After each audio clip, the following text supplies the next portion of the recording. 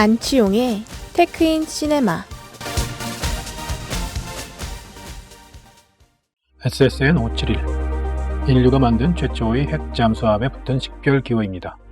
각국 해군에는 함선 식별기호, 영어로 Hull Classification Symbol이라는 것이 있는데, 미 해군의 함선 식별기호 가운데서 가장 유명한 것이 아마 SSN 571일 것입니다. Hull은 선체 함선을 의미합니다. SSN 571에는 노틸러스라는 별도의 이름이 있습니다.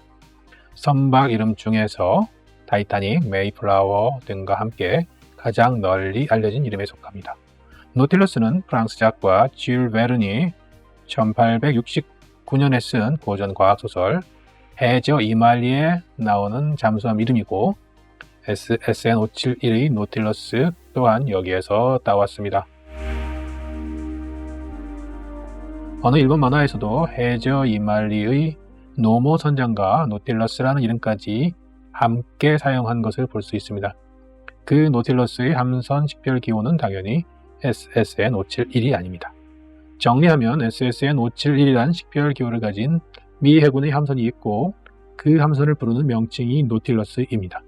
우리나라 국민이 홍길동이란 이름과 주민등록번호를 함께 갖는 것과 비슷합니다. 외국에 나가면 주민등록번호가 소용이 없고 거기서 이름만이 불린다고 할 때 우리 입장에서 SSN 571 노틸러스를 그냥 노틸러스라고 불러도 무방하겠습니다. 노틸러스가 유명세를 탄 이유는 모두에 밝혔듯 인류가 만든 최초의 핵 잠수함이기 때문입니다. 선체의 최종 완성은 1955년이었지만 1954년에 진수된 노틸러스는 길이 98m에 폭 8.5m이며 23노트로 항행할 수 있었습니다. 43km/h 정도 되죠. 승조원은 장교 13명, 수병 92명이었습니다. 재원상 노틸러스가 기존에 존재한 잠수함을 절대적으로 압도한 항목은 항속거리였습니다. 노틸러스의 항속거리는 무제한입니다. 물론 무제한 항속은 이론상으로만 가능합니다. 전시의 아주 특수한 상황이 아니라면 주기적으로 해상에 떠오르거나 귀향하기 때문에 마련입니다. 무제한 항속이 이처럼 중단되는 이유는 잠수함 때문이 아니라 승조원, 즉 사람 때문입니다.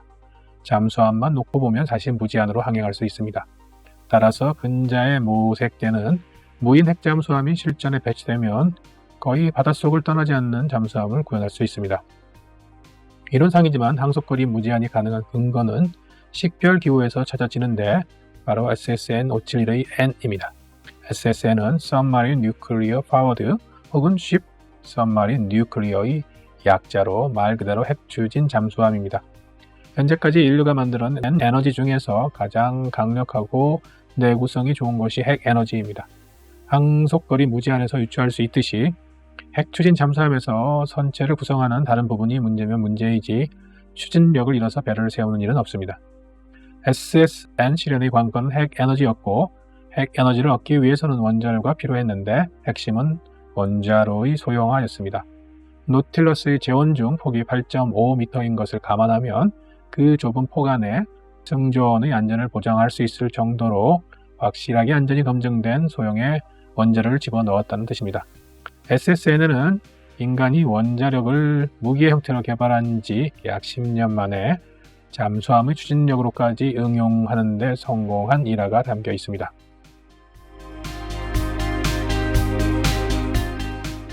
핵추진 잠수함이 등장하면서 승조원의 복무 생활은 큰 변화를 겪었습니다. 노틸러스의 함내 거주 편의 및 복지는 당시 미 해군의 디젤 잠수함보다 훨씬 좋았습니다. 배가 커져서 공간이 넓어진 것이 함내 생활의 편의를 증진시켰지만 편의와 복지의 핵심은 원자력에서 나왔습니다. 소형 원자로이지만 발전량이 충분하다 보니 전기 걱정을 할 필요가 없었고, 그리하여 조수기와 공기청정기를 마음껏 가동해 신선한 물과 공기를 원하는 대로 공급했습니다. 심지어 아이스크림 제작기까지 돌릴 수 있었다고 합니다. 당시 디젤 잠수함에서 노틸러스로 옮긴 승조원들은 돼지우리에서 저택으로 옮겨간 느낌이라고 말한 것으로 전해집니다. 승조원 복지의 핵심은 흡연이었습니다. 자망 중이든 부상 중이든 어느 때든 담배를 피울 수 있었습니다. 원자로에서 나오는 막대한 전력을 기반으로 공기 정화 장치를 24시간 돌려서 깨끗한 공기를 함선 전체에 보낼 수 있었기 때문입니다. 지금의 금연 추세와는 맞지 않지만 그때는 그랬다는 이야기지요. 반면 디젤 잠수함에 탑승하면 자망 중에는 흡연은 꿈도 못 꾸고 부상항해 중일 때나 암암리에 비었습니다. 핵추진 잠수함은 석유 에너지를 쓰는 디젤 잠수함에 비해 성조원 복지뿐 아니라 전력 면에서도 확고한 우위를 지녔습니다.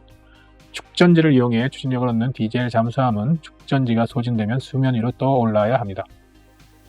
해상의 공기를 빨아들이고 배기가스를 밖으로 배출하는 장치인 스노클을 통해 디젤 엔진을 작동해 축전지를 충전해야 하기 때문입니다. 스노클을 작동하면 적에게 탐지될 위험이 커지고 동시에 충전 때문에 추적 등 작전을 잠시 중단해야 하는 이중의 보충을 겪습니다. 속도 또한 전술적 우위를 발생시킵니다. 최대 속력이 시속 28에서 37km인 디젤 잠수함에 비해 핵 잠수함은 45에서 66km로 기동할 수 있어 교전이나 추적에서 훨씬 유리합니다. 광관이 넉넉하기에 미사일 발사관이나 어뢰관이 디젤 잠수함보다 더 많습니다. 공격력이 더 세다는 의미입니다. 핵 잠수함의 단점은 무엇일까요? 세상사가 거의 그러하듯 핵추진 잠수함의 단점은 장점에서 비롯했습니다. 즉 바닷속에 머물 수 있게 되면서 지상생물인 승조원들에게 인간적인 어려움이 야기된 것입니다.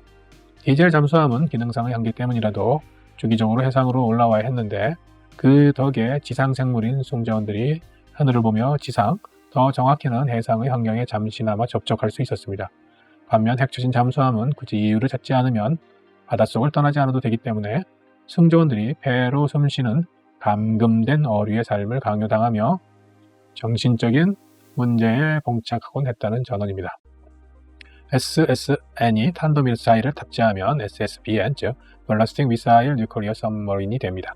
SSN의 소형 원자력 기술에다 탄도미사일 기술이 합쳐진 게 SSBN입니다.